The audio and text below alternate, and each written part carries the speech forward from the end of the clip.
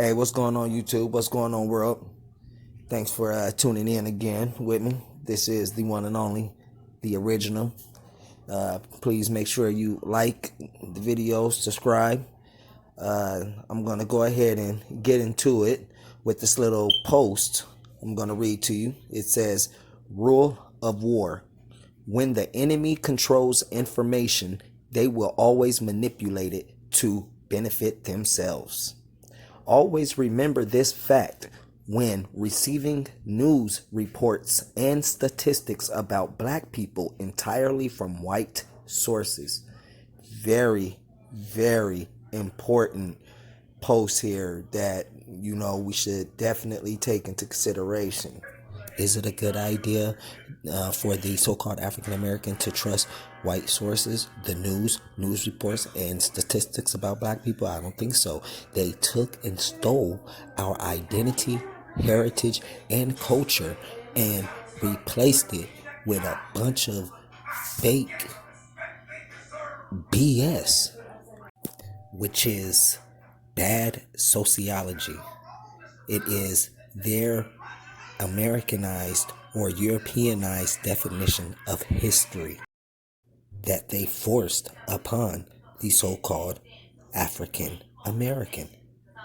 And they still are doing it to this very day. You can graduate out of their public school education systems, their Americanized, Europeanized institutions, and you will become just that. You will know nothing of your original identity, heritage, and culture. Their public education system is specifically meant to wash all of that away. Wipe that completely out of your mind.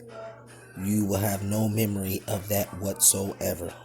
You will be 100% Americanized, aka Europeanized. Now, I feel that the so-called African American needs to be aware of these different terminologies, identities that have been forced upon us by and from the government, which is a European corporation or white corporation. The day one of my daughters was born, one of the nurses had walked in for the information to put on the birth certificate, and when it came to the ethnicity, I tried to put I was a copper colored person, and she said because it was not federally recognized, I had to put, you already know, African American or black, a identity or terminology this government, this corporation forced upon me. Period. It's not really fair. We are an African American. African, that's an enslaved person right there, a captured, conquered person. African American, and my skin complexion is clearly is copper colored. Clearly copper colored. Look at my arm. Look at my left arm. It's clearly copper colored. The so-called African American needs to be able to distinguish these different types of terminologies that was forced upon us. Like African American, that was an identity forced upon us by the government. What comes before African American? Black. What comes before black? Negro. What comes before Negro? A nigger, nigga. Okay, well, what comes before that? We can go all the way back to 1828. That's pretty far. Okay, which is the Webster's Dictionary. Definition of American states that we are the copper-colored races found here in America. Okay, but that's the 1828 Webster's Dictionary. So what does that mean? That is another terminology that was forced upon us, because who came up with the 1828 Webster Dictionary? The oppressor, white America, a white corporation. So we got to keep on digging. What comes before that? You got the Puebloans. Okay. Now, what name did the Puebloan people have before the United Kingdom or the United Nations, excuse me, before the United Nations forced the Puebloans identity or terminology on us? We were the Anasazi or Anaziza. And we have to remember, yes, the American Dictionary of the English Language, Noah Webster's 1828, it goes back to 1828. And yes, but we still have to understand that book was made by a white corporation. So they control everything that's inside that book. So we have to keep on digging. Keep on digging. We have to just keep on digging. And that's when I was fortunate enough to come across an author that goes by the name of Radine A. America. I really hope I'm pronouncing her name correctly, but that's the book right there.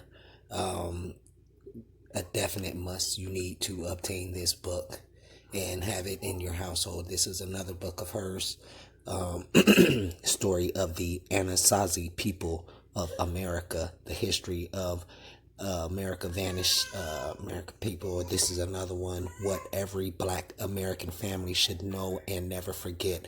Radine A. America, definite must. You need to have these books in your home and show them and teach them to your kids. When I first came across this information, the first thing that came to mind was obtaining everything, all the different subjects pertaining to my condition as a copper colored person. I needed all of the information. This is a map of a slave population, 1861. I needed everything in my possession so I can learn about it.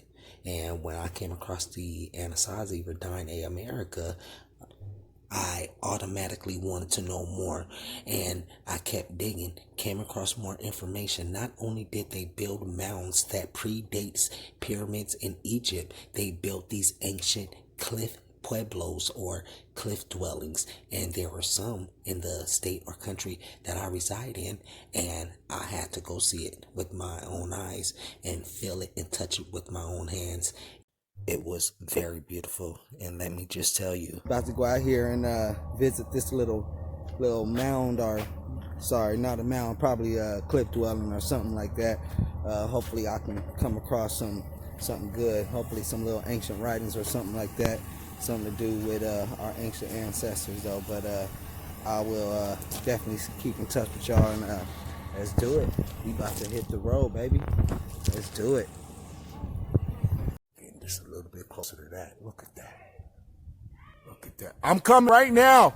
Look at that. Oh my gosh. That's a cliff dwelling. Look at that. That is a cliff dwelling. At one point in time, this was like a home. Look at that. See how it fell down? It broke down and stuff. Shit, man. Anasazi, the only people who has any type of relationship to get to actually touch the rock. Look at that. We are touching the actual rock.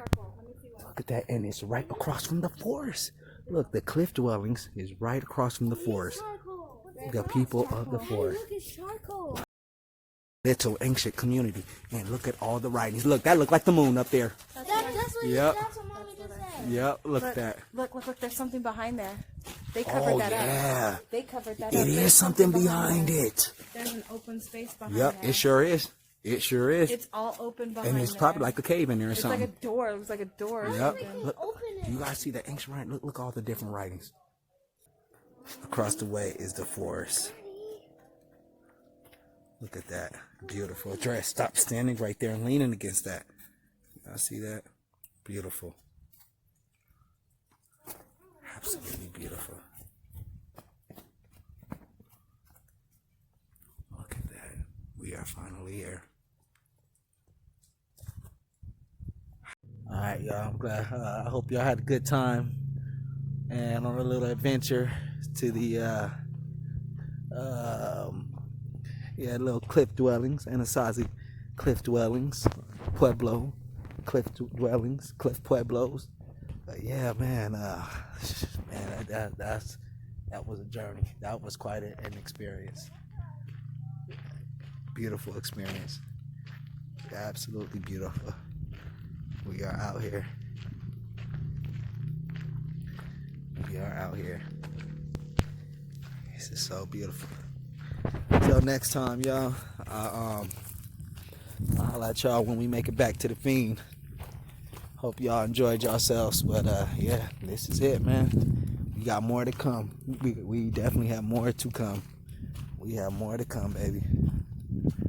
Oh yeah. Oh yeah. More to come. Stay tuned.